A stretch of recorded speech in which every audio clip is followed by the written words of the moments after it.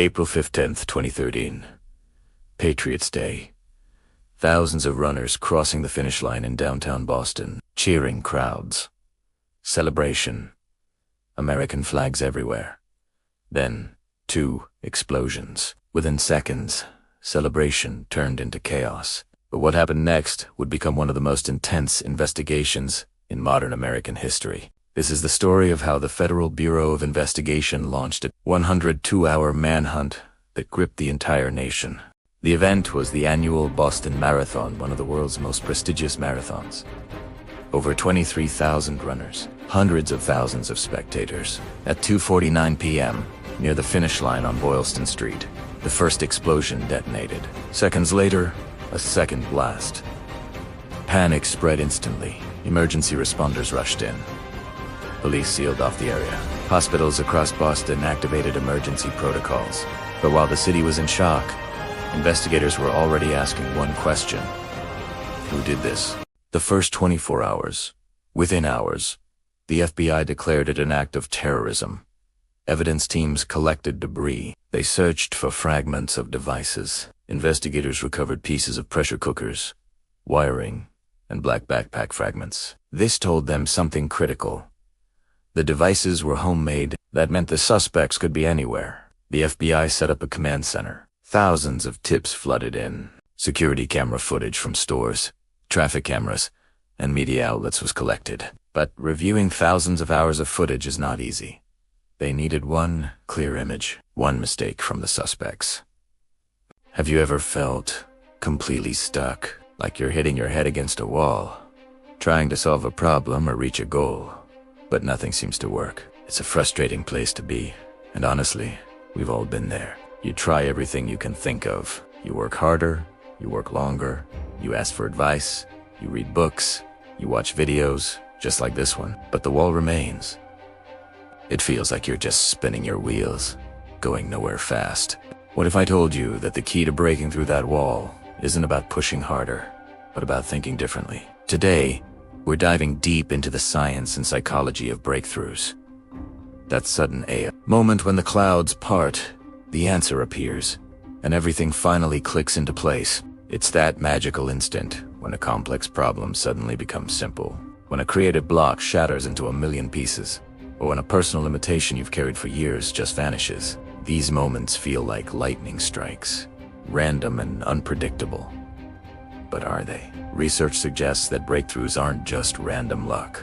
They're the result of a specific mental process, a pattern that we can learn to recognize and even encourage. So, what's the secret recipe? Let's break it down into 4 key stages. The first stage is what we'll call deep immersion.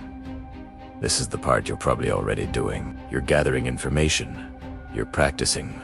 You're focusing intensely on the problem. You're loading your brain with all the relevant data, turning the problem over and over in your mind. You're trying every logical solution, every conventional approach. This stage is absolutely crucial. You have to put in the work and give your brain the raw material it needs to find a new connection. But here is the catch. Staying in this stage for too long leads to burnout and that feeling of being stuck. Your brain gets locked into a rigid way of thinking, following the same well-worn neural pathways, which is why you keep hitting that same wall. This brings us to the second, and perhaps most counterintuitive stage. Strategic detachment. This is where you deliberately step away. You stop thinking about the problem. You go for a walk, listen to some music, take a nap, work on something completely unrelated, or even just stare out the window. It might feel like you're procrastinating or giving up, but what you're actually doing is giving your subconscious mind the space it needs to work its magic. While your conscious mind is taking a break, your subconscious is busy connecting the dots in the background, forming new, unexpected associations between the ideas you fed it during the immersion stage. This is the incubation period. It's not about being lazy. It's about trusting the process and allowing your brain to shift from focused, analytical thinking to a more diffuse, creative mode. And that's when it happens. The third stage. The flash of insight. The AHL moment. It often comes when you least expect it, in the shower while you're driving, or right as you're drifting off to sleep. Suddenly, the solution appears, seemingly out of nowhere. It feels effortless, but it's the direct result of the previous 2 stages. Your brain has finally made a new connection, a novel pathway that bypasses the mental block you were stuck on. This insight is often accompanied by a rush of positive emotion, excitement, relief, and a powerful sense of certainty. You just know this is the answer. It feels right, but the journey doesn't end there. The final stage is verification and elaboration. The aha moment gives you the key, but you still have to turn it in the lock and open the door. This is where you bring your conscious, analytical mind back into the game. You take that brilliant new idea and you test it. Does it actually work? Does it hold up to scrutiny? You need to refine it, flesh it out, and figure out how to implement it in the real world. A breakthrough idea is powerful, but it's useless until you act on it. This stage turns a fleeting moment of insight into a tangible, world-changing result, whether it's a finished painting, a solved equation, or a new business strategy. Let's think about some real-world examples. The story of Archimedes.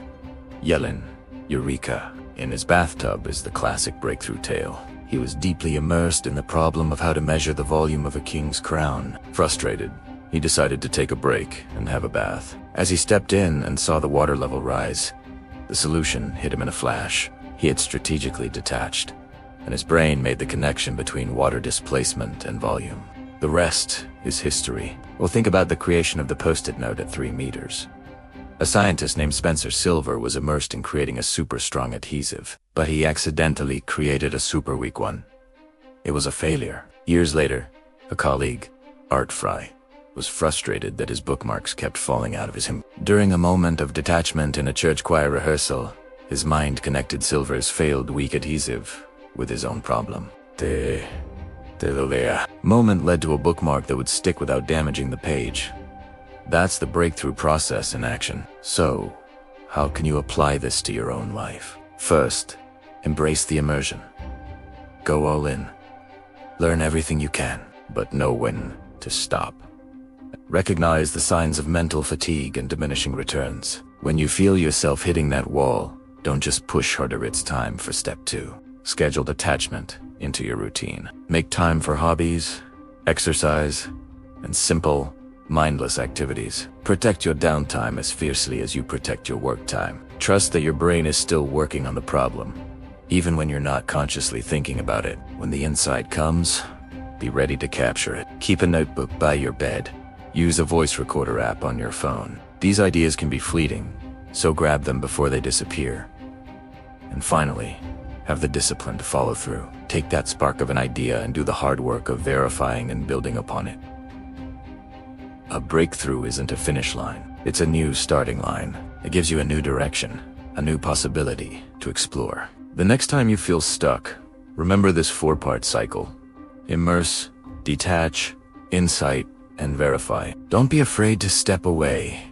The answer you're looking for might be waiting for you in that moment of quiet, in that walk in the park, in that space where you finally give your mind permission to wander. The greatest breakthroughs often come not when we are straining to see, but when we finally relax enough to let the light in. Thank you so much for joining me on this exploration of breakthroughs. If this resonated with you, hit that like button and subscribe for more content on thinking better and living a more creative life. I'd love to hear about your own breakthrough moments in the comments below. Until next time, keep exploring. The manhunt begins on April 18th. Everything escalated. The suspects were involved in a late-night confrontation with police. An officer from the Massachusetts Institute of Technology campus police was fatally shot. Now the situation had turned into a full-scale manhunt. Police locked down entire neighborhoods in Watertown. Residents were told, "Stay inside. Do not open your doors." Armored vehicles rolled through quiet streets. Helicopters circled overhead. For the first time in modern history, a major American city was effectively shut down. Public transportation stopped. Businesses closed. Boston was frozen. The 102-hour search. Investigators identified the suspects as brothers.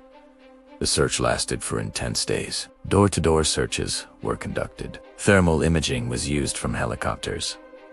Every possible lead was followed. Then, after the lockdown was lifted, a resident noticed something unusual. A tarp on his boat had shifted.